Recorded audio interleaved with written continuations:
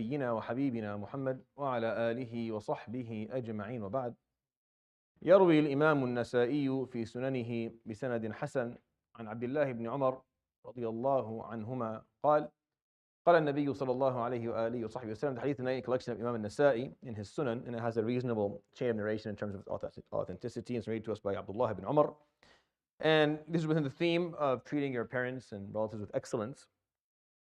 And the way I'm going to look at this hadith is going to look at it from the opposite direction.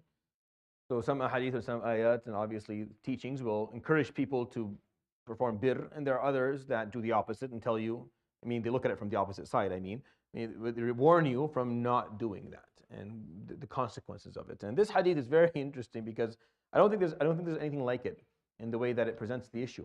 The Prophet ﷺ commonly would say, use numbers, ثلاثة this or four things that, and you'll find like there's actually a collection of these hadith, and inshallah we'll try and do that. And this hadith, the Prophet ﷺ says, ثلاثة لا ينظر الله إليهم يوم القيامة. And then he counts three problems, three people, three categories. Allah will not look at them يوم القيامة. Nasallahu subhanahu wa ta'ala salama. One of the worst things you can imagine. And then he says, وثلاثة لا يدخلون الجنة. And three will not enter Jannah. And then he counts three. And I don't have another hadith that he does that, where in the same hadith, meaning the same narrator, in the same hadith, he's actually saying twice. Maybe there's something similar to it, but at least there'll be different categories. And this hadith, the two categories they're talking about start with the same problem.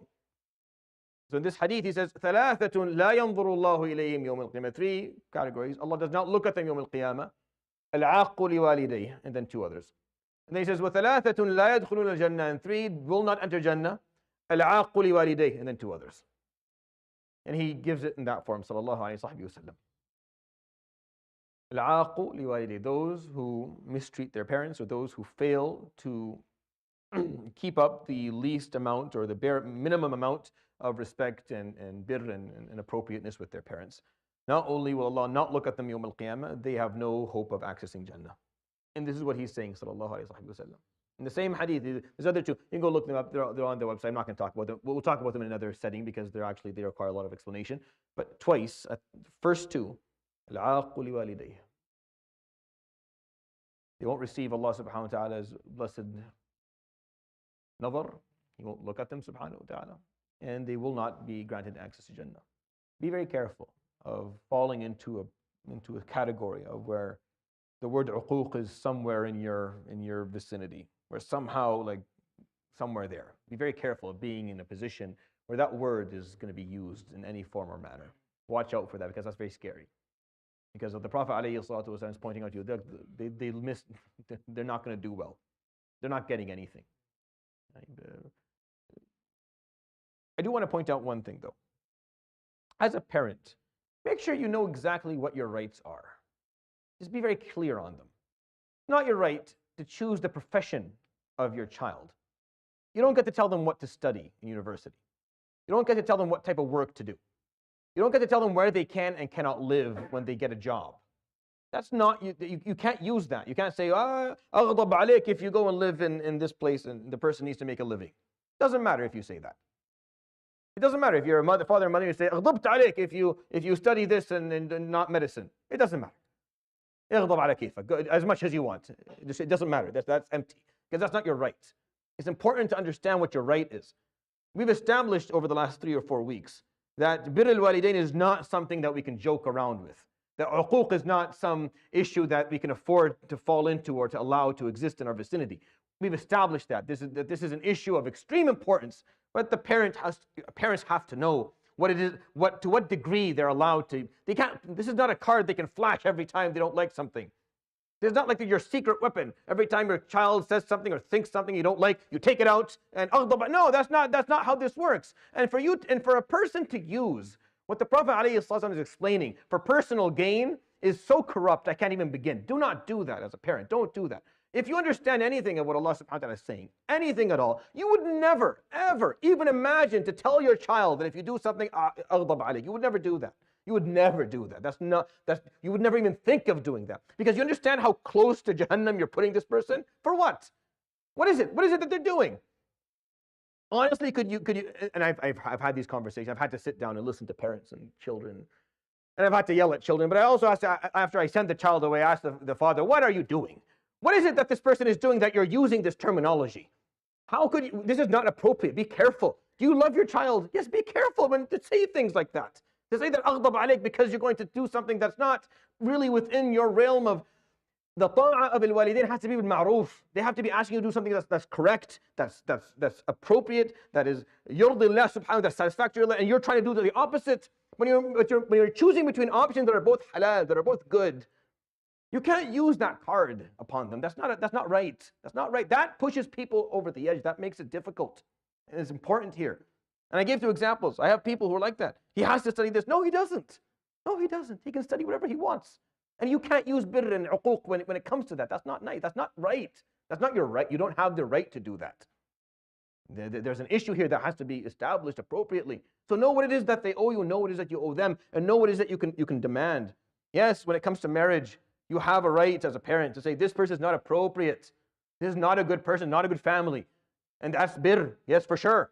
That's for sure. But when they are good, and they're appropriate, and they have good deen and everything, but you don't like where they come from. They don't come from the right village within the country. Yes, the right village. You think that's funny? The right village. They're from the same country, but not from the right village. Afini min shan Allah. Yani have mercy upon us, wallahi. Aib. This is not, you're making something, good family, good person, you have no objection with it, but no, not the right, or I'm not going to, do you want me to go down and tell you what I've heard over the years? See, that's not racist yet.